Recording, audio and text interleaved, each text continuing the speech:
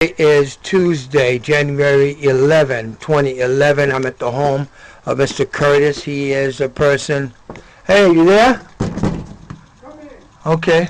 Yeah, this is the whistleblower, the federal whistleblower. Okay. Thanks. At the New York skyline. Go ahead. Bang! That's what I'm talking about. Woo! Whoa, whoa, whoa. We getting deep here. What's this? Oh, just Whoa! part of history. Whoa! Part of history. Part of history. You go ahead, brother. You go It's ahead. sad, but it's part of history. Part of history. So this is the big Watusi Mandingo mixed super field Negro. Yes. All right. Well, you know, I put that whole skit together, and I finally see what it's supposed. That's what I'm talking One of about. your veterans drew that.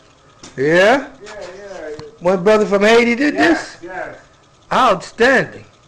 Nice place. Yeah. Well, we can see you're not one of the impoverished, downtrodden, who's like one of these guys right here. Oh, no. See? No. That's Martin Luther King. That's Malcolm X, Elijah Muhammad, Frederick Douglass, all right here. And then this brother right here is what? Bang! Got the chains on his brain when these guys do not. Those guys are out there, and this guy is not.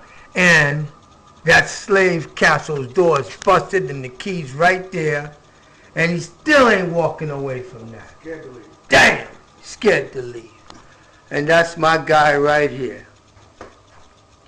That's my guy right here, Malcolm X. That's him right here. Well, let me see what else we got here. But, oh my, this is the one! Yeah. That's the one you were asking me about. If that story was true about it, yes, that's it. That's what you had given me a copy of this, and I took it to the congressman's office. Yes. And you met with Ida Smith. I was there. I was an eyewitness. Bang, we're going to have to send it to Mr. Juan Cuba at the White House. Sure. Okay, and I've got a letter from the Justice Department, and I've been trying to show people, you know, what exactly, and people of authority, because the newspapers have been, they don't want to print my story no more about the redlining scheme that I took to the congressman's office.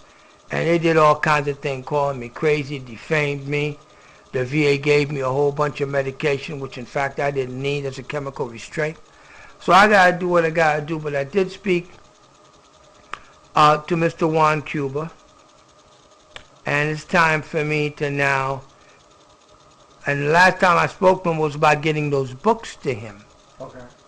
And now those books have disappeared at the congressman's office. Wow. So we actually send them this. But what I wanted to do right now was if you could please take me back to what happened, for you have taken these pictures, hold this for me, of this hangsman's noose. That was when, this was in the... This was found, it was in the locker room at the VA.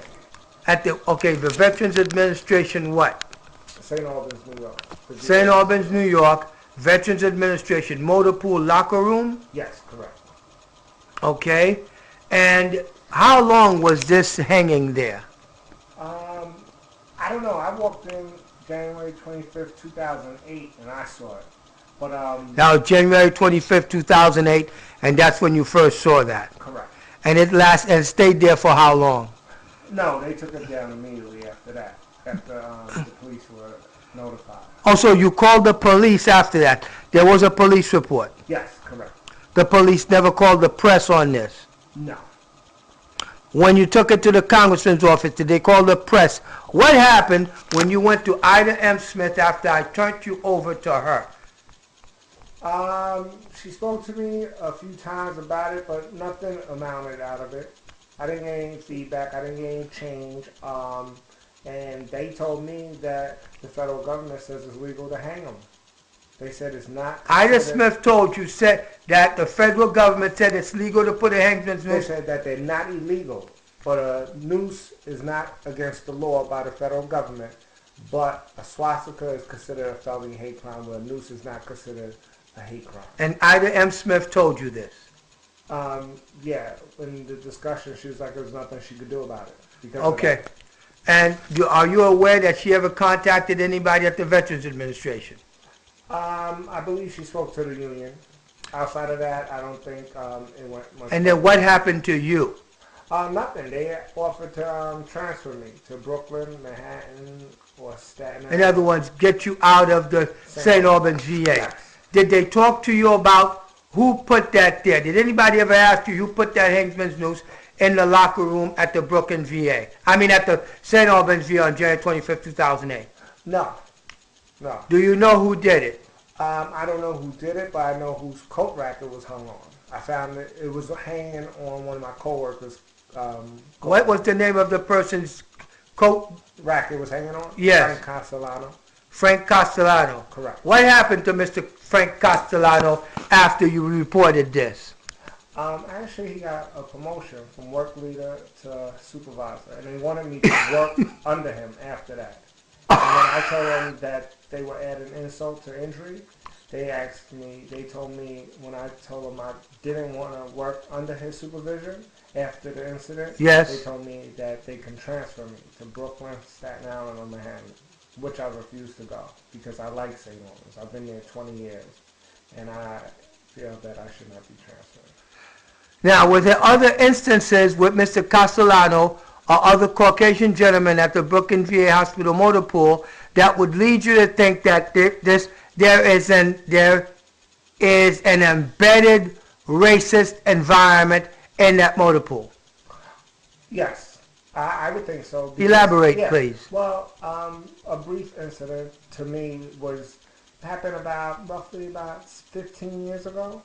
I came in there as a motor pool operator, as a motor vehicle operator, and shortly after that, 2 Caucasians came in there, and they were made grade 8s, and I was a grade 7. And when I brought it to their attention, saying, "How come I'm a 7 and they're 8s?" They told me when I get an ACDL license, they'll make me a grade 8. Immediately, within 2 to 3 seconds, I reached in my pocket, handed them a Class A CDL license. And they kept promising me to give me the grade, and they never did. So at the time, there were 3 tractor operators, which me being one, the first one, and then the 2 Caucasians that came after me. So it was... You had more time in grade, more time in service than they did. Yes, and they were made 8s when they walked in the door. Okay. And I was never. Here it is, 17 years later, and I'm still a 7. So it looked like you sound like somebody, federal government owe you some money. Yeah, with some interest. And back With pay. some interest in back pay. Yeah, 17 years. Pay a little pain and suffering, a little humiliation and degradation, And then this is what I'm rewarded with. and bang! That's what you know Frank Castellano did it, don't you? I would surmise that it does belong to him. You suspect him. Yes. Now, tell me about the other guy who put a little hangsman's noose in the hands of that female 6 months ago at the Brooklyn VA. You can tell it. You're a federal whistleblower. You should be protected. And we're sending this to the White House. Well, another coworker of mine, I heard they had an incident too where somebody personally handed them a noose. So a white guy handed a black woman a hangsman's noose. Yeah. And he ended up getting fired. Yes. And not right now she's on leave with mental distress. Correct. Well, what happened to you? How come you ain't all shell-shocked? I am shell-shocked. It's a challenge each and every day to go to work. Matter of fact, it's hard talking about it, even like right now. I want to stop talking about it right now.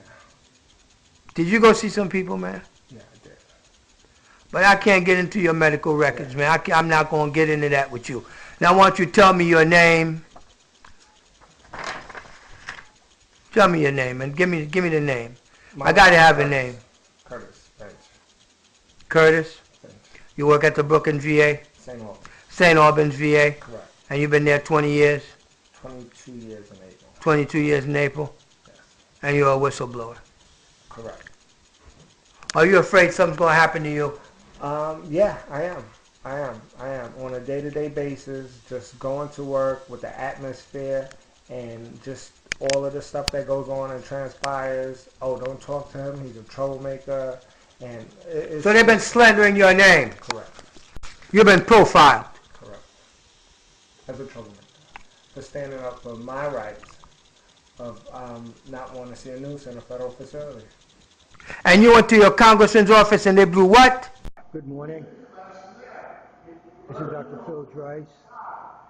And today is October 18, 2012. And I've had a claw in me for the past 48 hours. And I'm getting it out because I have the letter. We, the veterans residing in transitional housing at, I can't tell y'all too much about that, who are the undersigned, are accusing Charmaine McPherson of abuse and conduct unbecoming her position as a homeless coordinator. We demand a comprehensive investigation by the Bronx Veterans Administration and her immediate suspension from any further contact with us vets at the Cromwell houses at Volunteers of America. My name is there first. I'm the point man. I'm the point man.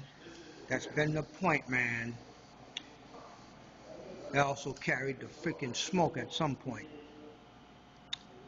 I was in the back when I was carrying the smoke. Well, tell you what.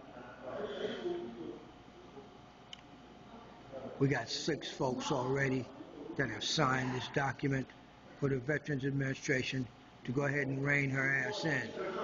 Abusing me, trying to make me jump through freaking hoops, and you have a freaking reputation of being a freaking abomination, is in violation of my civil rights. Because you can't be collecting dollars from the federal government and be abusing me. Alright, wait a minute. Okay, we taping. Hi, this is Dr. Phil Dreiss. You guys remember me. I'm the guy that fights all of the elected officials in Queens. Spent 2.5 years in homelessness. And guess what? One of the newspaper reporters and editors of New York Page hooked me up with Common Ground. Common Ground referred me to Volunteers of America. And I came out here in the Bronx, okay, to the Cromwell house. And when I'm telling you, this shit with Charmaine McPherson is known all over the neighborhood. Everybody knows about Charmaine McPherson. And I swore, when I made the video of all them brothers that signed that paper that said Charmaine McPherson was abusing them, it's common knowledge. But I gotta ask these brothers if they want to get on camera and talk about it, because my job is to take it to the Inspector General. I won't put their face on camera, but tell me about Charmaine McPherson. Full of shit. No, take me. Tell me about Charmaine McPherson. She's full of shit. She be abusing niggas in there. Oh, yeah. And everybody knows what she be doing. What she do, she'll talk shit and run in the back. Then you can't see her, and then when you see her, here come the... Yo, they did the police trick on me. I'ma wait till this bus go by. Alright. So, what was that again? Tell you, she'll talk shit outside the office. Right. When she gets you to calm down, she'll go in the office. When you see her again, you're gonna see the police. Okay, they did the police trick on me. They did it on me twice. They did it on you twice. Alright, brother. That's him right there, people. Okay, Inspector General. Okay, Director of the VA. This is what I'm trying to tell you. Charmaine McPherson she's known throughout the neighborhood around that building of Cromwell House. That's what she does, man. And you guys got a big problem because Volunteers of America is working with her. Fano Baptiste, that's the doctor, is covering for her. Regina's part of it. Dr. Julia Golia and your whole team. That's why I came back here, because right now we're at Plaza Drive and West 170th Street, and I'm telling you, I investigate things in order to bring people to accountability, and this is part of my job. And my job is to put everybody who's been abused by her to tell it. And the VA and the VA Inspector General and the Bronx VA need to investigate that place. Charmaine McPherson, Ann Tenenbaum, Greg, Will, and everybody who said that I threatened her or I'm going to get her. I never said anything like that. But when the police came, was I arrested? No. They should have left it alone. But they wrongfully evicted me, and Ann Tannenbaum, dumbass, gives me a piece of paper that said I've been there 30 days. We got to go to court. That's all I know. And the Inspector General of the Veterans Administration and you, the director of the James J. Peters Medical Center, you need to check your business. Bye-bye.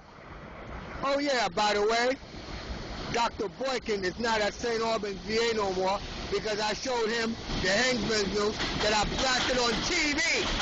That's right. I can even air my stuff on TV for everybody to see. That's what I do. And what you guys did was wrong. You cost me dental benefits on the 21st of this month. You cost me my HUD VAX voucher that pays 70% of my rent for life. You guys owe me a lot of money, Volunteers of America. You have your nice freaking day. Bye-bye.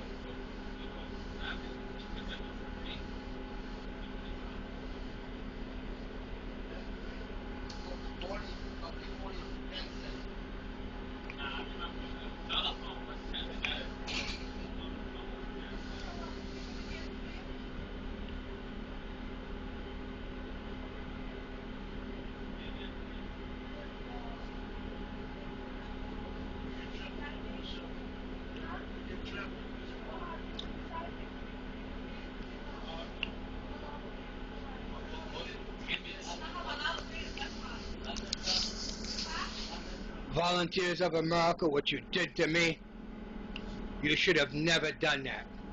I'm going to call you to the carpet on it with the Veterans Administration Inspector General and everybody at the Bronx VA who helped them put me out in the street. And I had to go back to the beach. Thanks a lot. I happen to be with people who care. Why? They also need help. They also need help. All kinds of people. All kinds of people. There are 2 veterans on this bus. That's another homeless veteran. Thanks a lot. Thanks a lot.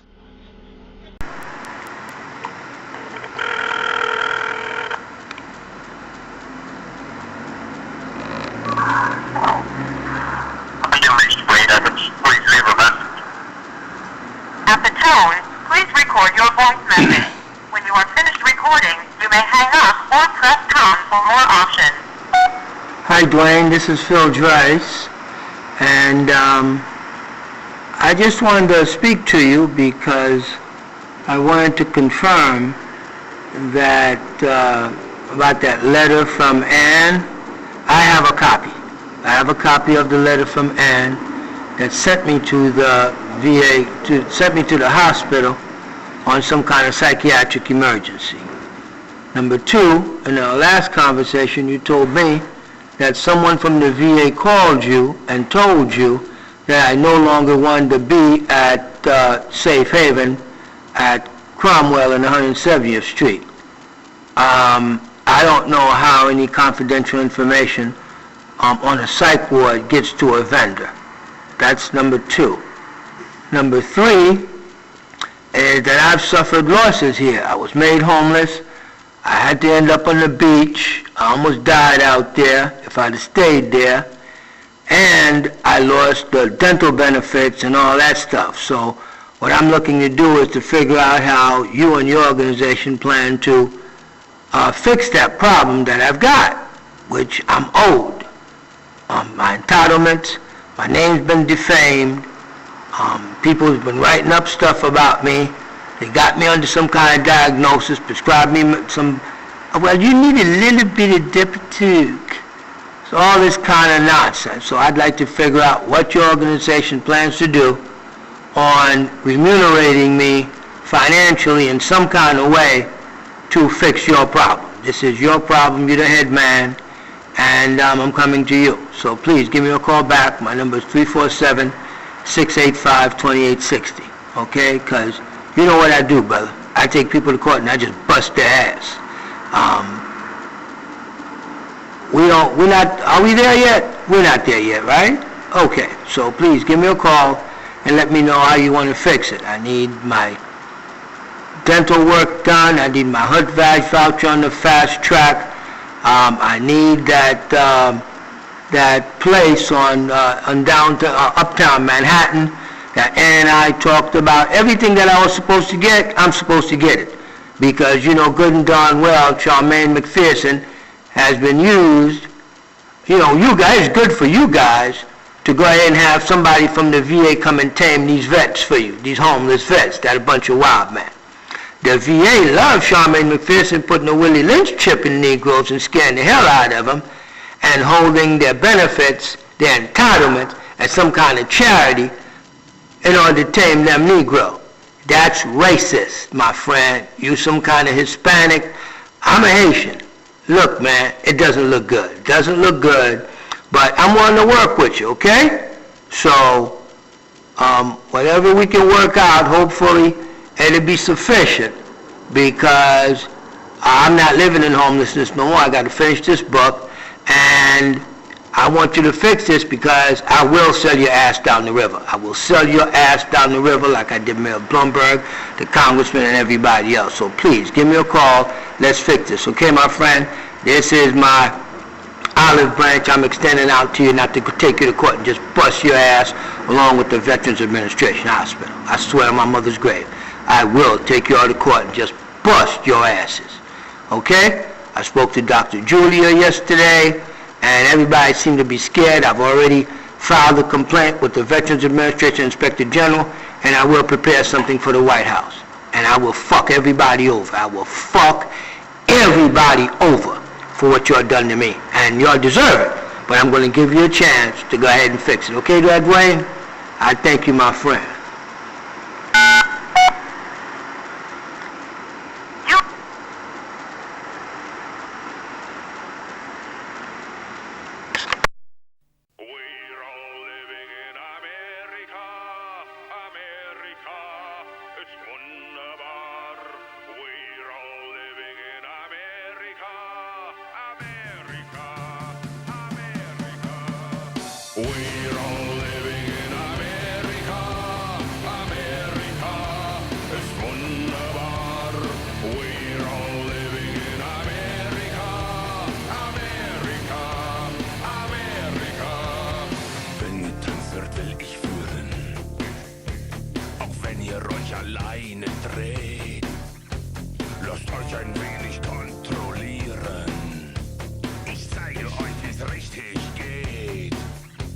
Wir